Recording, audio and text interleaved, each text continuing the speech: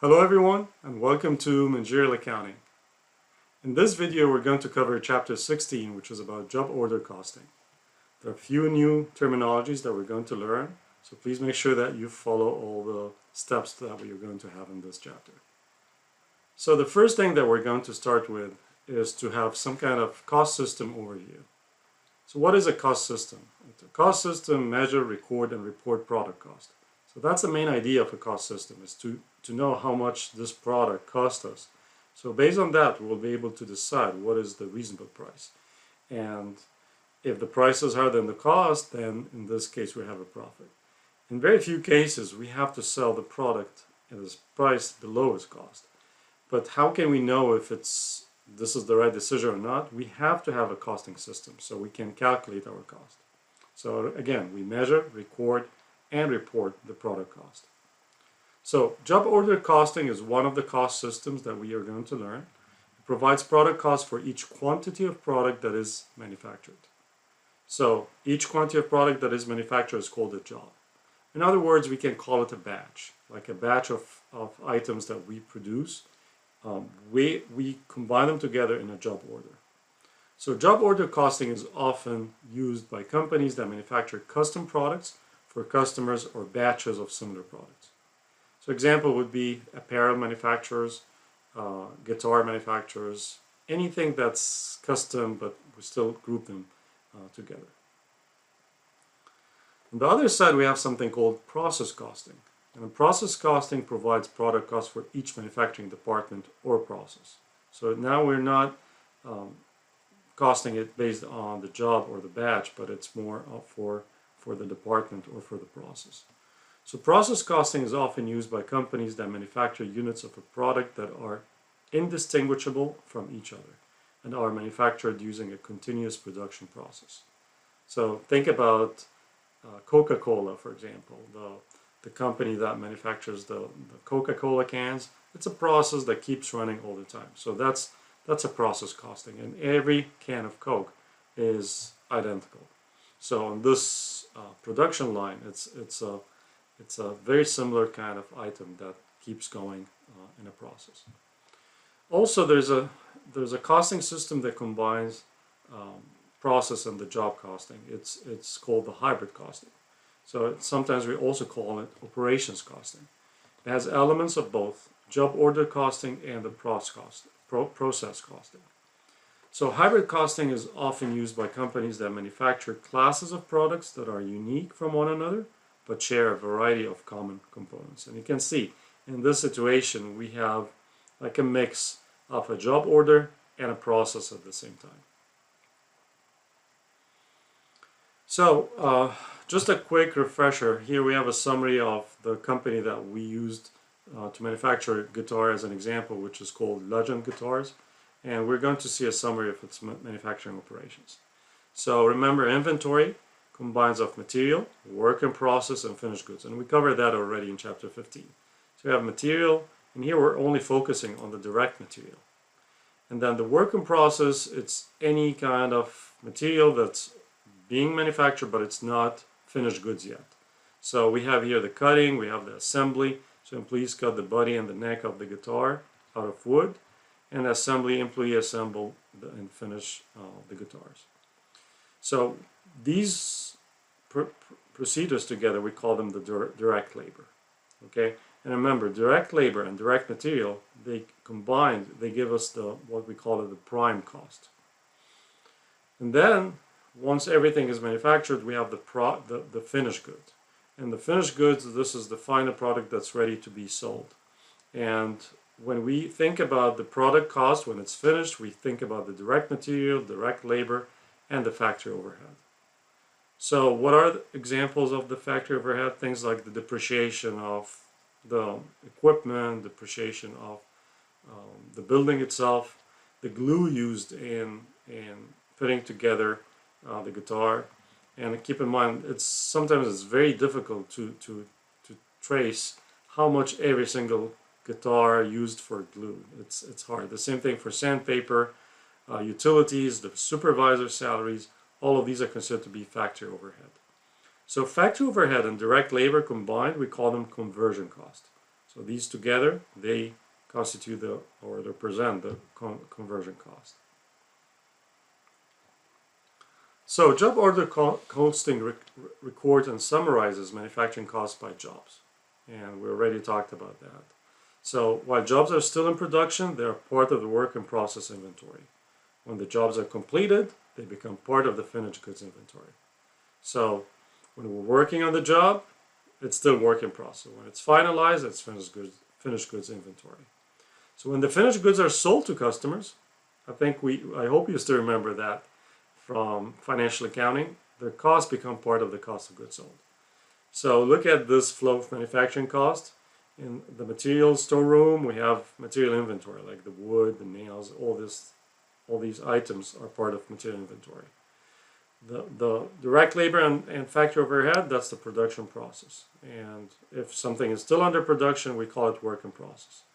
Once it's finalized, it goes back to the warehouse, or goes to the warehouse, the finished goods warehouse, and it would be finished goods. And see here, we have different job orders, number 70, number 69. And then once it's sold to the music store, it goes as a cost of goods sold. So I hope this gives you an idea of the flow of manufacturing cost.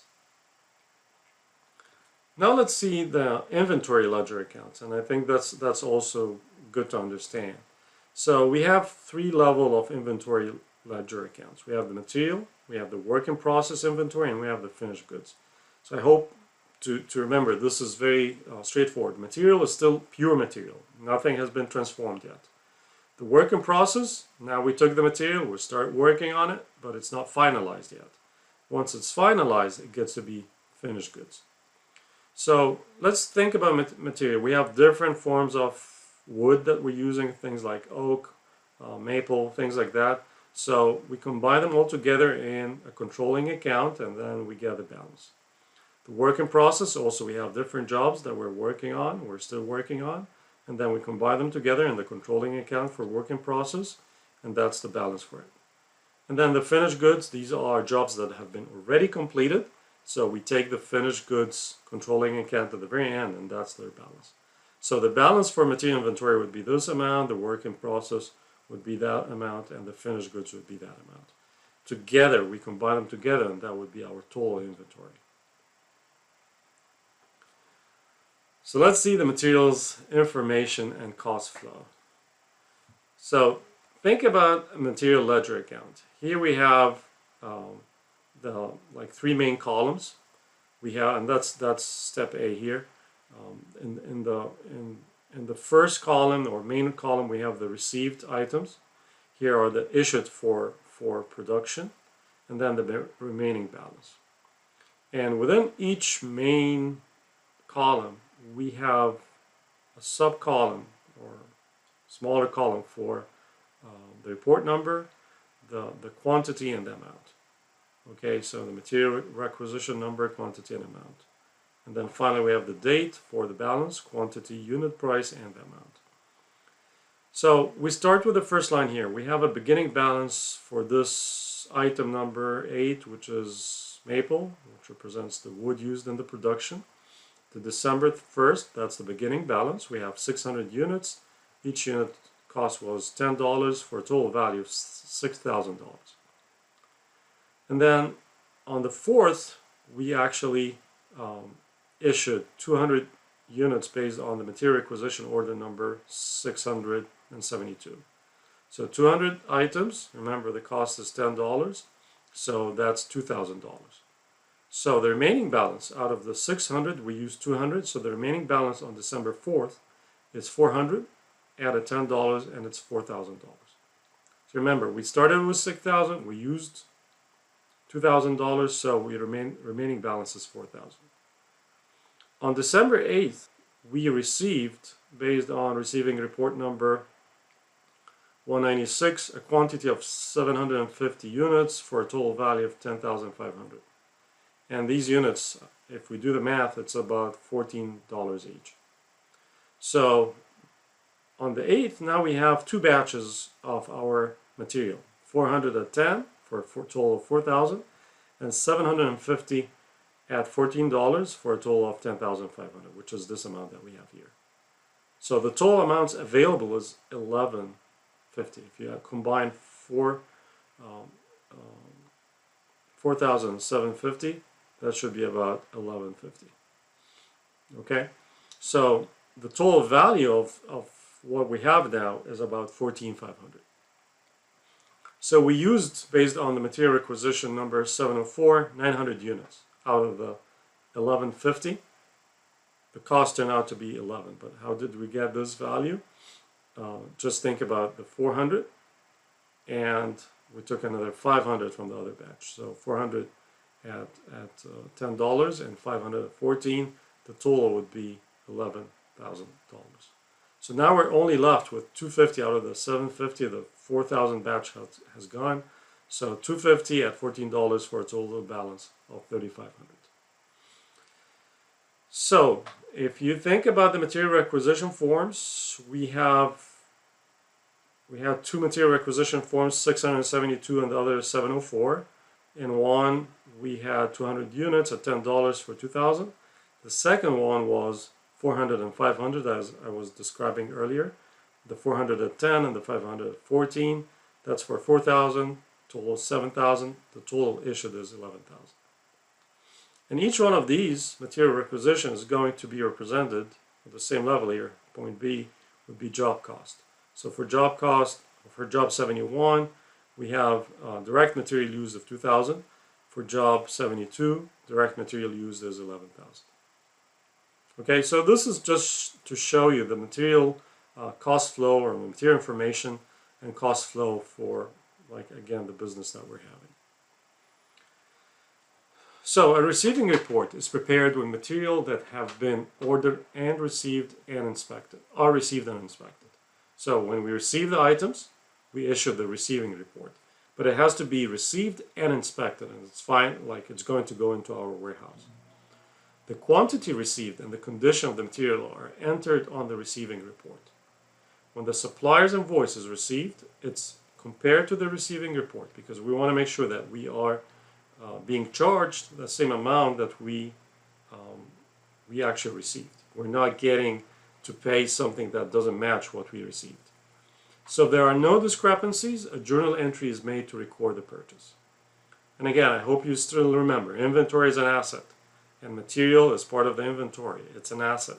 So it goes on the debit side. So that's why we're debiting material here under assets for 10,500. We didn't pay it yet, so we're going to credit accounts payable, which is a liability, on the credit side. Remember, journal entries, always one debit and the other is credit. And we have a brief note here that says materials purchased during December.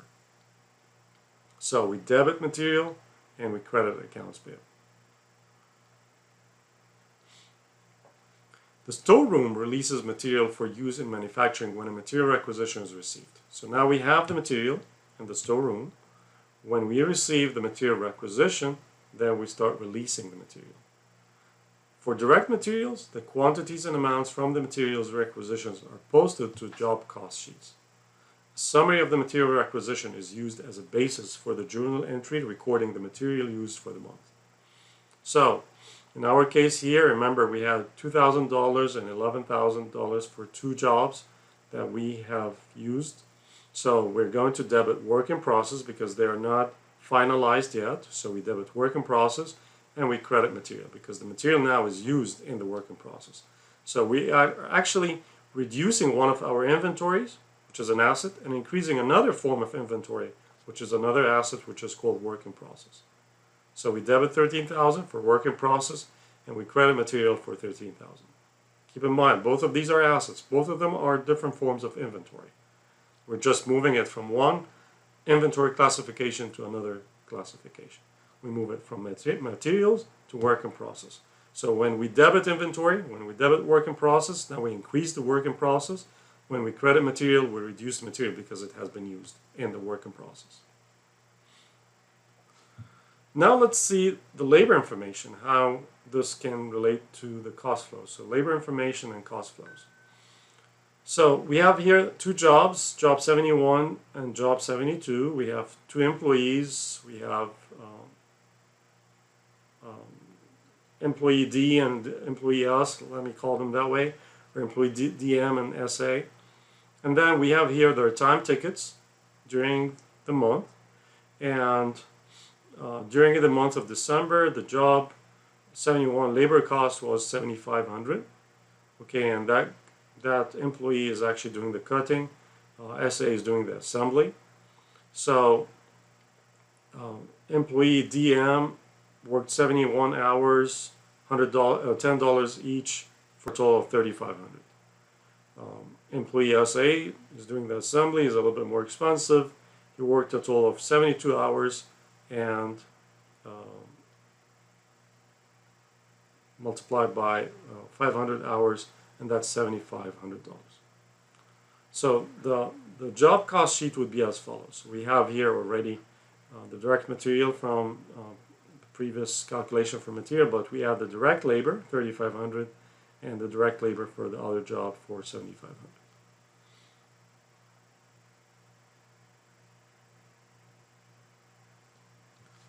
So when employees report for work, they may use electronic badges, clock cards, or in and out cards to clock in. So this is a way just to know how long they stayed on the job and to keep track of the time spent on each job order. So when employees work on an individual job, they use time tickets to record the amount of time they have worked on a specific job. A summary of the time tickets is used as the basis for the journal entry recording direct labor for the month. And again, we're going to debit work in process, which is another part of our inventory, and we credit wages payable, which is the amount that we're going to pay these employees. And here we combine the 3,500 and the 7,500 for a total of 11,000. So remember, we debit work in process, that's part of our inventory, it's an asset, and we credit wages payable, which is the liability towards our employees, or our labor in this case. So the wages payable would be credited for $11,000. Remember, when we're crediting a liability, we're increasing the liability. Now let's talk about the overhead, or the factory overhead. Factory overhead includes all manufacturing costs except direct material and direct labor. So factory overhead costs come from a variety of sources, including the following. Things like indirect material. So indirect material come from a summary of material requisitions. Indirect materials are any materials needed to make a product, but they are not directly traced to the product. It's very hard to trace it directly to the product. So we call that indirect material, and it's part of the factory overhead. A good example is, again, paint, glue, depreciation, supervisors' salaries and wages. So indirect labor comes from the salaries of production supervisors and the wages of other employees, such as janitors. You cannot really tie it to the product, or you cannot tie it directly, in other words. Indirect labor is any labor needed to make a product, but that is not directly traced to the product. How about factory overhead? Things like factory power comes from utility bills. Factory depreciation comes from accounting department's computations of depreciation. So here we have like different forms of factory overhead. So we have indirect material, indirect labor, examples like utility bills as for factory power and things like that, and factory depreciation. I think these are all good examples. So let's take a knowledge check to test our knowledge here and see if we can apply what we've been going over. So for a manufacturer, which of the following would be considered an indirect material? Fabric used to make sofas in a furniture factory. Now that's direct material. That's very obvious. It's direct material. You can track or trace how much fabric per sofa. Glue used to bind books at a print shop. Yes, glue by definition is one of those things that are very difficult to trace per item. So it's usually an indirect material or part of our overhead. But let's continue. Plastic bottles filled with shampoo at a hair care production facility. Again, that's direct material. Boxes used to package crackers at a food processing company. Again, this is another direct material. So the right answer in this case would be B. So indirect material are those needed to make a product that cannot be directly or easily traced to the product. Okay, And again, glue is one of these. You cannot really easily trace it to the product. They can also include liquids that are difficult to pinpoint exactly how much is used for each unit, such as glue to bind books at a print shop. So let me stop here, and in the next video we're going to continue the discussion about how we record factory overhead.